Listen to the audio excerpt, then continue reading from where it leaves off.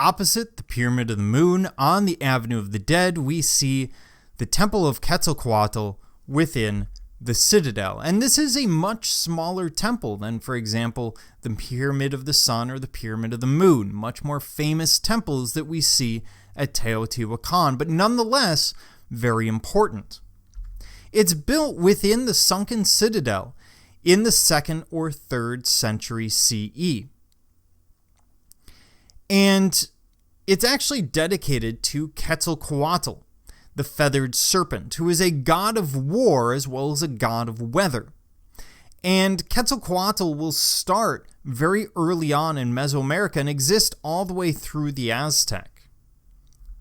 Beneath the temple, there was a tomb which has since been looted, where there were probably about 100 sacrificial victims.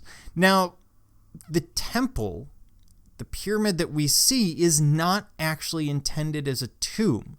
More than likely, the people buried in it are to sanctify the space. We do see some human sacrifice throughout Mesoamerica, so it wouldn't be terribly surprising. We do find other items there that would indicate trade and grave goods. Just because you're killing someone or sacrificing them to sanctify doesn't mean you don't give them a proper burial, which is what we might be looking at. This may also indicate militaristic expansion or war with the Maya, especially a temple to Quetzalcoatl, a small temple to the god of war, reminding him that you are worshiping him as much as your enemy does, and probably more, or at least you believe that you're worshiping him more, and you want to attract him to your side. On the outside, we see depictions of seashells indicating trade with the coast, and this is going to be very important.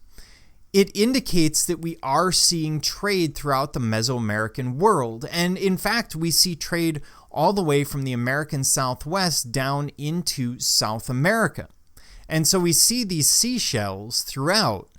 And the reason these would be useful in the highlands of Mexico is, of course, their rarity. After all, think about what we do today. We sit there and look at diamonds as particularly valuable things. Now, they're virtually useless for 98% of humanity. Unless you're going to make them into diamond drill bits or diamond cutters, they're not that useful unless you're trapped in a glass box or something. But it's their rarity or their perceived rarity that makes them valuable. And so we see the same thing with seashells here. Now, Mesoamerica is always at war. It's always a war-ravaged area. And you would think that this would actually hold a society back, but it's a different form of war. We see a lot of what's called flower war.